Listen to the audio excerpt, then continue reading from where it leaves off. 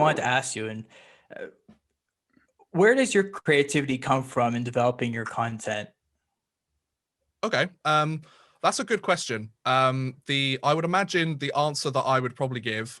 I'm trying to think to myself now because that's something you never really think about when you're actually like making the videos. Because part of it has become okay. I've grown the channel to a point where I'm earning a decent chunk of change from it. So like it's kind of a job now. Like obviously there's still a bit of a stigma around YouTube being a job and everything like that, but the way I look at it is I get to talk about a sport that isn't really that popular in the country that I live in, and I get to connect with like thousands, hundreds of thousands of hockey fans from all over the world, mostly North America, but all over the world, and like make something that they seem to find interesting. I really can't complain. I'm in such a great position here. But in terms of where the creativity comes from, a lot of hockey YouTubers, they like to focus very much on the here and now. They like to think about, right, let's talk about the latest scores, the news, the standings. Like the hockey guy, he's such a workhorse in the YouTube industry. He uploads like 3, 4, 5 videos a day. I don't know how he does it. Like you've got to give mad props to him. I think he's reaching nearly like 200,000 subscribers. Like the guy has worked hard and he deserves all the success he gets. And I'm not the kind of person that watches all of his videos, but there are some of the more interesting topics that he covers that I'm like, okay, that sounds good. I want to hear his take on this kind of thing. And then you have some of my contemporaries that focus on the latest news, score standings. They might talk about like deep dives into certain teams and how they're playing right now, or top 10 lists or things like that. I found that I'm a huge history guy. I love history. I love looking at the history of the sport. I love looking at the history of the league. I did history at school and college and everything like that. Like I'm a huge history guy, and just kind of looking back and looking at where the league has come from and how we've got to where we are today. That's what I find the most interesting.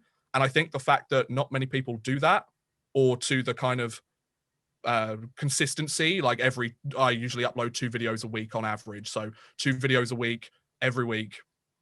It kind of seems to be the thing that's got me to where I am, I guess, kind of just looking at kind of things that have happened in the past, or players that people have forgotten about, because my Whatever Happened To series is a very popular one and lots of people seem to like that. So can I just jump in and just say that series I absolutely adore. Keep up the good videos, man.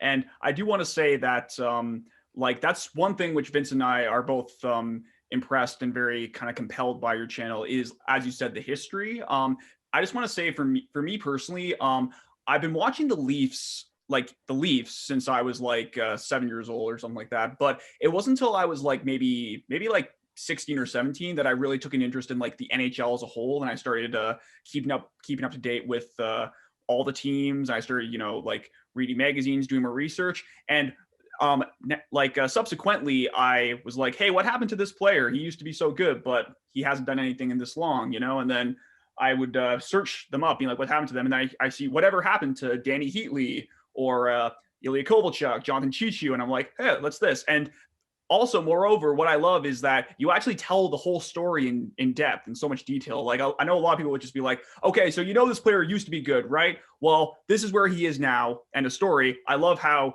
there's such a nice narrative about how, he's up, he's going down. There he There's a story. Yeah. I just love the flow of the narrative with those videos. I mean, all the story type videos you do, man. Not just whatever happens to you. The story videos are the ones that have kind of kicked off the most. Like it was I've been doing the Whatever Happened To's, I think, for the last 2 or 3 years now on the channel. It's been a while since I've been doing them. I was at a point where I was doing them once every Sunday would be a Whatever Happened To video. Looking back on my early ones, I think, how did I let that be released? But that's like neither here nor there. It's a good thing to show like the growth of your channel, isn't it? Where I'm such a huge perfectionist with my content. I'm always a guy that, like, if I'm not happy with it, then I'm not putting it out, because I don't know. I'm just a huge perfectionist. Like I want to make sure it's right, because let's be honest, with the YouTube community, if you get something wrong, they will tell you within 0.2 seconds of the video going out. Like they know. So like you can't treat the audience like, you can't be like, oh, I'm just going to put this out and hope nobody notices. Yeah, they'll notice. They'll notice because, like, especially my audience, they're not stupid. Like, people know what they know their teams. Like, I might be talking about a player from a team that I don't follow that closely, or a team that I didn't follow that closely when the guy was playing in 2006, 2007. I wasn't even a fan of the sport by then. So, yeah, I just find like some people aren't too keen on the fact that I go through the entire careers, but I feel like if I'm going to tell the guy's story or the guy's career, you've got to tell it right. You've got to go from the very beginning and see, like, I want to see the rise of this player's career to then find out how he got to where he was. Because if you got to put it into perspective. You got to put it into perspective. Exactly. Yeah, like because obviously the idea is that this is like an interesting story because of how much success this player had. Exactly. It's like context is so important when it comes to these players. Like if you don't give the context of, oh, they signed a $25 million contract, but then 2 years later they scored 5 goals that season, then if I just say, oh, he was bought out that year, then everyone's going to be like, well, why? Like, you didn't tell us why he was bought out. Well, it's because he sucked 2 years into his contract and the team didn't want to pay him $5 million a year anymore. Yeah. So, but how did he get that contract if he only scored 5 goals? Well, because before that he, you know. Yeah, because he was a one-season wonder and scored 50 goals like Jonathan Chichu did, or like, you know, or Devin Setaguchi or one of those guys. So it was like, where to kind of come back to your initial question, Vince. So where does the creativity come from? I think it's more just finding stuff that I find interesting. There's not so much a case of me being like, oh, I think this video is going to get loads of views, like I should do this one. It's more just, I look at a story. Like I did a video last week about an incident that happened in the KHL. Like, because I'm a big European hockey guy as well. The KHL playoffs just started literally today, so I've been keeping an eye on all the stuff that's going on over there. I'm a big St. Petersburg fan. They won their first game of the playoffs. I'm super happy. But then, like, a lot of the hockey YouTubers only focus on the NHL, and it's so like they're missing out on such a huge treasure trove of hockey fans across the world. Like Sweden, Finland, Denmark, Switzerland, Germany, even my country here, we've got a dedicated fan base. Like I've got an interesting story when it comes to what I'm wearing here, like this jersey, which I can tell later if you guys are interested. But yes, please.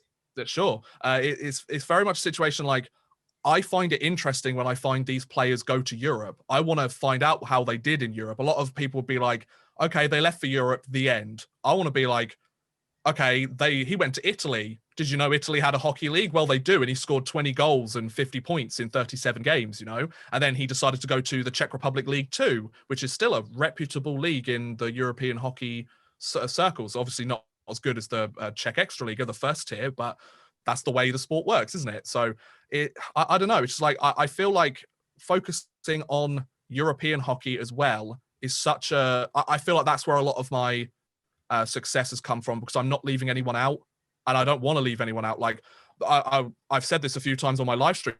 The whole reason I started this channel 5 years ago, was coming up to 6 years ago now, is because like you mentioned at the beginning, like hockey's not that big in the UK.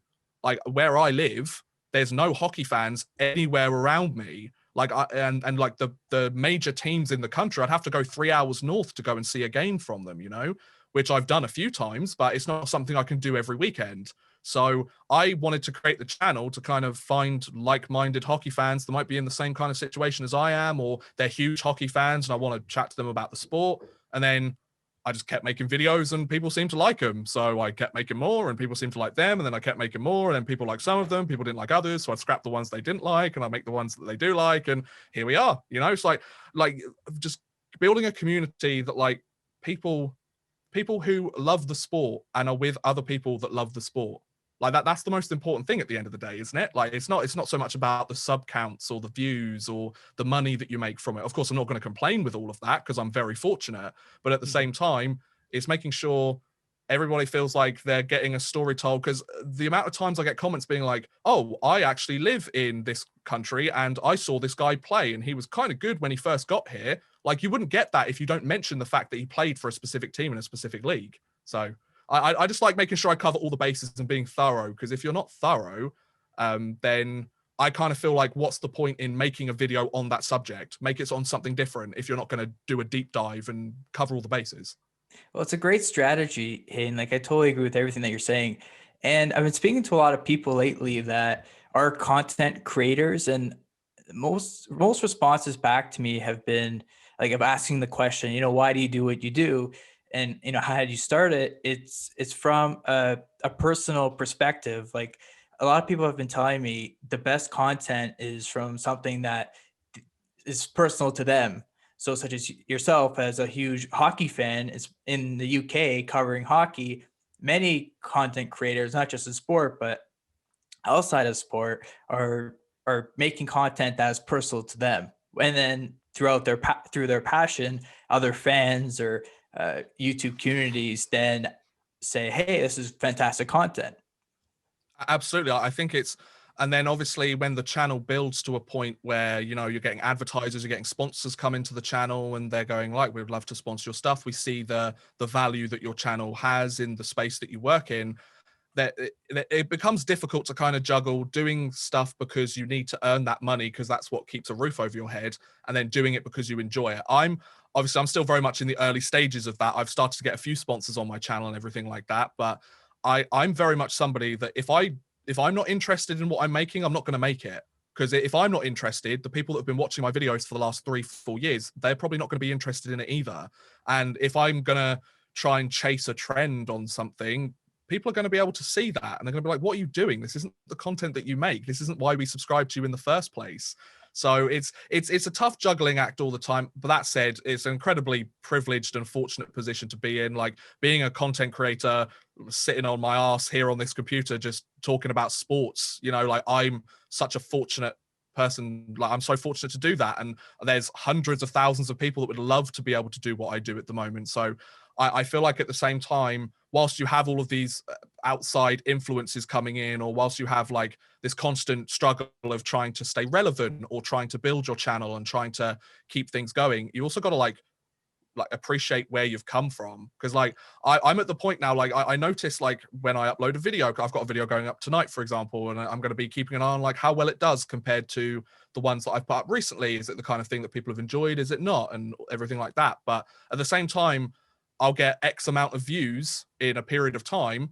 2 or 3 years ago, I might not have got that for the entire uploads history, and that's so cool. The fact that like there's obviously the option of channels going viral, but I'm of course, like if one of my videos went super viral and then brought a load of people onto the channel, once again, I'm not going to complain. That's awesome. But I take pride in the fact that, and I think a lot of creators do take pride in the fact that they've built it all up themselves. Like I haven't had any help whatsoever on this channel in terms of recording or editing or researching. It's all done by me. So I get to relish in the fact that everything that I've built to this point has been from me. It's not been thanks to anyone else. And I think a lot of creators think, you know what, like it's rewarding to know that the work that you've put in, and a lot of younger generation, or like a lot of kids and stuff, think that you just need to get one good video, get 10 million views, and then that's it, you're a famous YouTuber. But like it's working. You have to like I said, I'm at what, 28,000 subscribers, something like that. I can't quite remember off the top of my head,